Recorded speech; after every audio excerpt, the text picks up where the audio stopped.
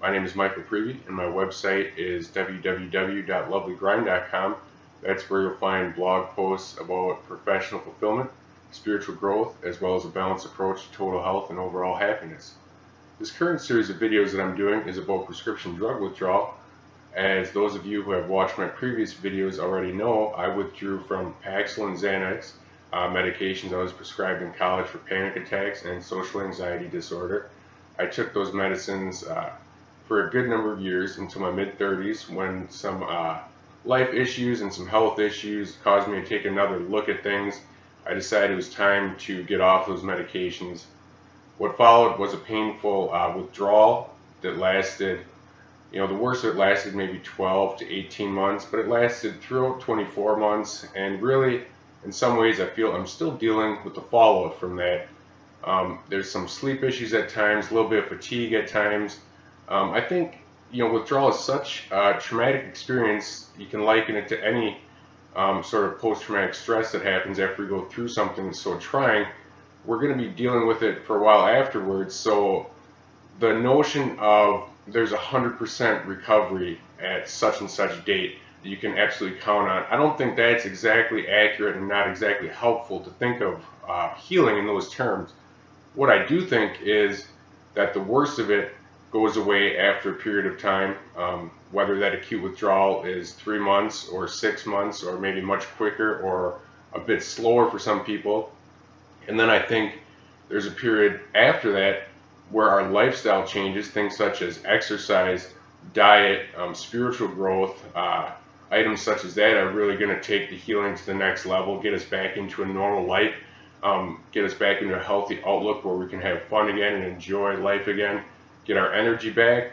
And then I think after that, we're kind of back to where we started before the pills, which is at a place where our eyes are open wide to see that life is sometimes great and sometimes difficult, and there's no quick crutch to lean on. Rather, it's a daily process of staying healthy, leaning on family and friends, leaning on God, and taking care of our own happiness, emotional, spiritual, and mental happiness through whatever means we find work for us. This current video that I want to do today is simply to let those of you out there who didn't have a perfect taper know that there is hope. A few weeks ago I did a video where I was kind of obliterating the myth of a doomsday scenario.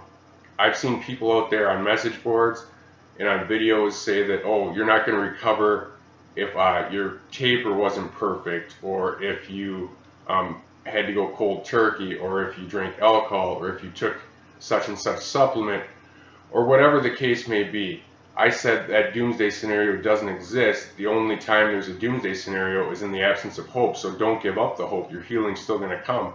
And someone replied to me and said, well, you wouldn't be giving such a hopeful speech if you had a cold turkey or an imperfect taper like I did, blah, blah, blah.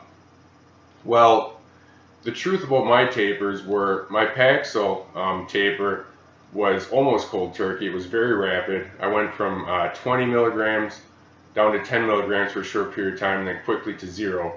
So not recommended, certainly not perfect. And then shortly after that, I started tapering off of Xanax, 4 milligrams more or less, and I took that down to 0 probably in the course of a year to a year and a half. I think it was about a year, but I'd have to check my notes on that. And before that, I had actually had several cold turkey Xanax withdrawals, when prescriptions would run out prematurely and things such as that. So I know about imperfect tapers. I know about the pain that comes. I know about the extreme challenges that arise. But the fact of the matter is, you have to keep moving forward no matter what. Because the only one that's going to ever be able to doom you is you. So my taper wasn't perfect. I certainly didn't do things in a perfect manner. And I had a lot of stress to deal with at the time too. When I stopped taking these meds, I wasn't just, sitting around at some retreat, going for long walks in the woods every day. I was working a full-time job in an office. It was stressful at times. I was married, dealing with, the everyday up and downs of relationships. Just anyone out there who's in such a relationship knows that takes emotional energy. But also, God bless my wife for providing the much needed support to me at that time as well. So, no one's situation is perfect, and people write to me. I know some of you out there have kids, which makes it extremely challenging. I had someone else write to me recently, and they were saying that they couldn't believe withdrawal was hitting them. It was so unfair because they were only in their 20s, maybe 25. All of life was ahead of her, and she couldn't believe how unfair it was. And trust me, I understand that thinking, because when you're going through withdrawal, the first thing you think is, why me? I'm the only one going through this. You feel completely isolated, and you feel like you're the only one that's truly going through that sort of pain.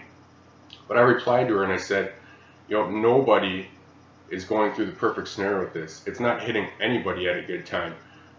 People are going through career changes or life changes of their kids leaving the house, or life changes of their first children being born, or such as this girl that wrote to me, she didn't yet have a chance to start a family or a career. So it's not really hitting anyone at a great time. You just have to deal with it no matter what time you're at. Know that it's the right time for you, and God's going to see you through that. So please, everyone out there, know that there is hope for you, no matter if your taper situation was textbook or not, no matter if your recovery environment is perfect or not.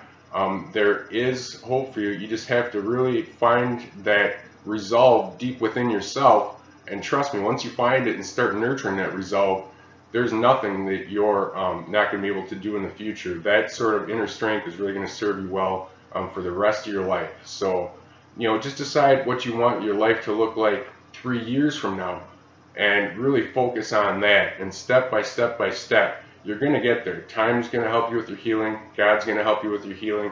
And that positive mindset is going to help you with your healing. I know it sounds cliche at times, but it really, really is so profoundly true. So please, everyone out there, keep the hope. Until next time, please take care of yourself and your dreams. Stay connected here. Go to my website, lovethegrind.com, if you'd like to sign up for my mailing list to get my blog posts. A lot of those overlap with some of the personal growth issues that we touch on in these videos. So again, my name is Michael Prevey. Feel free to message me. Until next time, take care of yourself and your dreams.